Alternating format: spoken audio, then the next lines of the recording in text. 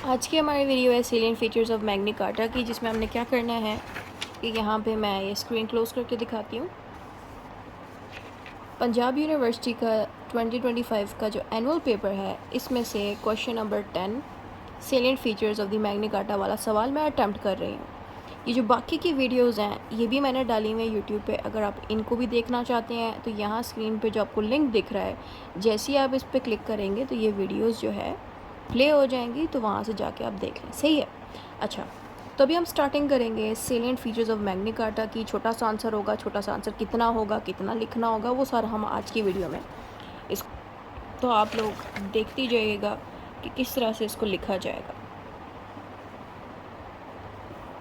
Magna carta की introduction की heading देने के बाद मैंने अच्छा सा इंट्रोडक्शन देना है, जिसमें मैंने बताना है कि मैग्ना कार्टा को हम ग्रेट चार्टर कहते हैं।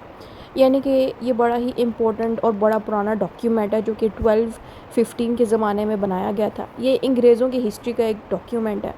हुआ क्या था, इस पे किंग ने साइन कर दिया था। और साइन कैसे किया कि इस डॉक्यूमेंट में तकरीबन 65 प्रोमिसेस लिखे गए थे और 25 बैरॉन्स ने ये प्रोमिसेस किंग के सामने लेके गए और किंग से कहा कि हमारे इन प्रोमिसेस पे साइन करें। यानी कि एक डॉक्यूमेंट था जिनमें ये सारे प्रोमिसेस लिखे गए थे। ठीक है, तो ज़रूरी पॉइंट्स आप बोल्ड मार्कर से बोल्ड कर दिया करें, जैसे मैं करी हूँ। मीनिंग में वही सेम बात मैंने दोबारा लिख दी जो हमने इंट्रोडक्शन में लिखी थी। ठीक है, उसके बाद अगले पेज पे मैंने डेफिनेशन लिखी। ये डेफिनेशन मैंने मरियम वेबस्टर्स डिक्शनरी से ली है। जो भी बातें मरियम वेबस्टर्स डिक्शनरी की डेफिनेशन में मैं लिखूँगी वही सेम हम आगे भी एक्सप्लेन करेंगे। बेसिकली मरियम वेबस्टर्स डिक्शनरी कहती है कि मैग्ना कार्टा एक राइट का डॉक्यूमेंट है जो कि बैरॉन्स ने बनाया और जून 1512 में बना था रेनी मेडी में। रेनी मेडी एक जगह थी जहाँ पे जाके किंग ने बैठ के साइन किया था इस डॉक्यूमेंट पे।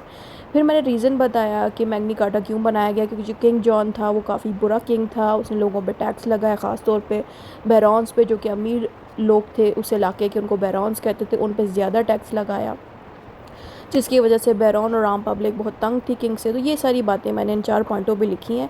अब इन चारों पॉइंट्स को मैंने क्या किया, फ़्लो चार्ट में लिख दिया। आप भी चाहें तो इस तरह से फ़्लो चार्ट से एग्ज़ाम में बना सकते हैं। अगर टाइम रहा, नहीं टाइम रहा तो बेशक फ़्लो चार्ट ना बनाइएगा। फ़्लो चार्ट नॉर्मली टॉपर्स बनाते हैं जो CSS के एग्ज़ाम्स या जज एग्ज़ाम्स में अपीयर होते हैं। फिर नेक्स्ट हेडिंग आपने देनी है kings John role. Basically King John का आपने प्रॉपर्ली बताना है कि वो कौन थे। किंग जॉन बेसिकली बहुत से जंगें लड़ता था, फ्रांस से वो जंग हार गया, तो ज़ाहिर है उसने टैक्स ज़्यादा लगा दिया बैरॉन्स पे ताकि जंग के लिए पैसे इकट्ठे हो सकें। बैरॉन्स इस एक्शन पे बहुत ज़्यादा नाराज़ हो गए किंग के। फिर बैरॉन्स ने क्या कर दिया, बहुत सारे लोगों को किंग के ख़िलाफ़ कर दिया, जिसकी वजह से किंग मजबूर होकर बैरॉन्स की डिमांड्स पे उसको जो है साइन करना पड़ा। फिर how Magna Carta was sign, आपने बताना है कि जून 12 में किंग जॉन ने रेनी मेडी एक जगह थी वहाँ पे जाके किंग जॉन ने एक लिस्ट ऑफ डिमांड, यानी कि एक डॉक्यूमेंट था किंग जॉन के पास जो उसने साइन किया, उस पर कुछ डिमांडें लिखी गई थी। अब किंग जॉन ने उस पर अपना रॉयल सील यानी कि सिग्नेचर कर दिया या एसेट कर दिया। उसके बाद जैसे सिग्नेचर किया तो उसके बाद इस डॉक्यूमेंट का नाम मैग्ना कार्टा रख दिया। ये बातें हमने हिस्ट्री में दे दी। फिर आपने सेलिएंट फीचर्स सारे बताने हैं, तो हम एक एक करके सेलिएंट फीचर्स इसके लिखेंगे कि इस डॉक्यूमेंट में, यानी कि इस मैग्ना कार्टा के डॉक्यूमेंट में ऐसा क्या था जिसकी वजह से किंग जॉन साइन नहीं करना चाह रहा था इसको। तो वो सारा हम अब जानेंगे। इस मैग्ना कार्टा ने सबसे पहले तो किंग्स की जो पावर्स थी वो कम करा दी, रिड्यूस कर दी। दूसरी चीज़, फोर्स किया गया किंग को कि वो भी लॉ को फॉलो करे, लॉ सबसे ऊपर है। फिर लोगों के राइट्स, आम लोगों के राइट्स को प्रोटेक्शन दे दी इस मैग्ना कार्टा ने। और ये भी कहा गया कि किंग कभी भी बेवजह टैक्स नहीं बढ़ाएगा, अगर बढ़ाएगा भी टैक्स तो किसी से पूछेगा पहले। उसके अलावा consent of the council, council एक डिपार्टमेंट है जिसे पूछ के किंग सारे एक्शंस लेगा। उसके अलावा फेयर ट्रायल का मतलब ये है कि बगैर पूछे किसी को जेल में नहीं डाला जाएगा, जैसे अक्सर किंग्स करते थे। उसके अलावा किंग्स को चाहिए कि वो जस्टिस प्रोवाइड करें, जस्टिस के बगैर ना कोई एक्शन ले। उसके अलावा किसी भी बंदे को बेवजह इलीगल तरीके से जेल नहीं होगी। चर्चेस जो है किंग्स की अथॉरिटी से अलग वर्क करेंगे, मतलब किंग को ज़रूरत नहीं है इतनी ज़्यादा इन्वॉल्वमेंट करने की। प्रोटेक्शन ऑफ प्रॉपर्टी का मतलब है हर पर्सन के पास प्रॉपर्टी होगी, कोई भी प्रॉपर्टी उनसे ली नहीं जाएगी और हर बंदे को बराबर की जस्टिस मिलेगी। उसके अलावा rights of the window, window होते हैं बेवा औरतें, तो बेवा औरतों को फोर्स नहीं किया जाएगा दोबारा शादी करने के लिए। उसके अलावा तमाम गवर्नमेंट के ऑफिसर्स को चाहिए कि वो भी लॉ के अकॉर्डिंग वर्क करें, इंसाफ के साथ पेश आएँ। Protection of merchants, merchant business owners को कहते हैं। तो बिज़नेस ओनर जितने भी, उनके पास भी राइट्स होने चाहिए कि वो जहाँ मर्जी जाएँ अपना बिज़नेस कर सकें, ट्रैवल कर सकें। लोकल कोर्ट्स का मतलब ये है कि केसेस जो है लोकल कोर्ट्स भी सुना करे, सिर्फ किंग ना सुना करे। इनहेरेंट राइट का मतलब है प्रॉपर्टी वगैरह ट्रांसफ़र हो सके। फ़ाइन्स का मतलब है कि जो फ़ाइन्स हैं और पनिशमेंट इस तरह से लगाई जाएँ, यानी कि जिस तरह का पर्सन ने क्राइम किया है उसी के अकॉर्डिंग ही फ़ाइन्स एंड पनिशमेंट्स लगे। सिक्योरिटी क्लॉज भी डाला गया जिसका मतलब ये है कि किंग पे नज़र रखी जाएगी, यानी कि कुछ बैरॉन्स के लोग थे जो पूरा नज़र रखते थे इस चीज़ पे कि किंग जो है मैग्ना कार्टा को फॉलो करे। फाउंडेशन ऑफ डेमोक्रेसी का मतलब ये है कि इसी मैग्ना कार्टा ने फ्यूचर के डेमोक्रेसी सिस्टम को इस्टेब्लिश किया। फिर हमने इंपॉर्टेंस बतानी है मैग्ना कार्टा की। इंपॉर्टेंट ये इसलिए है क्योंकि इसने किंग के पावर को रिड्यूस किया। उसके अलावा मैग्ना कार्टा की वजह से ही बहुत से ह्यूमन राइट लॉज बनाए गए। तो इस तरह की बातें लिखने के बाद कंक्लूजन देके इस टॉपिक को हमने वाइंड अप कर देना है। बस लिखना है कि मैग्ना कार्टा काफ़ी बड़ा स्टेप था और किंग जॉन की पावर्स कम हो गई इससे, और इसी की वजह से लोगों को फ्रीडम मिला। तो हमने यहाँ पे 1 साइड लिखी एंड देन 2 साइड, फिर 3 साइड,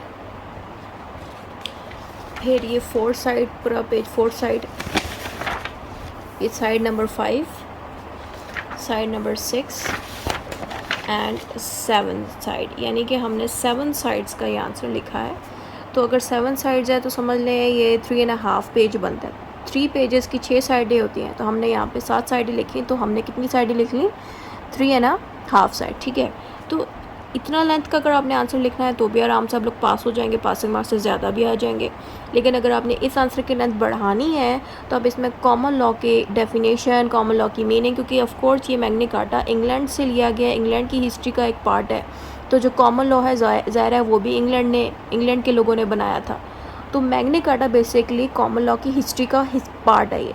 तो ये अलग से भी पूछा जा सकता है, तो अलग से इस तरह से लिखना है। लेकिन अगर लेंथ बढ़ानी हो तो मैग्ना कार्टा की तमाम हेडिंग, जैसे कि उसकी डेफिनेशन और जो कुछ भी आपको जहन में आ रहा है वो आप डाल के इसकी लेंथ बढ़ा सकते हैं, ठीक है। इतना ही था इस वीडियो में। अगर आपको ये वीडियो अच्छी लगी तो चैनल को सब्सक्राइब करें, लाइक करें और कमेंट करके अपने फीडबैक दे सकते हैं कि वीडियो कैसी थी, ठीक है।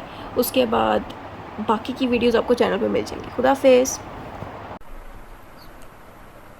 अस्सलाम वालेकुम स्टूडेंट्स, अगर आप लोग ये सॉल्व पेपर ख़रीदना चाहते हैं तो मेरी वेबसाइट है, इसका लिंक मैं वीडियो के नीचे लगा दूंगी। यहाँ पे मेरे हैंडमेड बहुत सारे सॉल्व पेपर मौजूद हैं, ठीक है।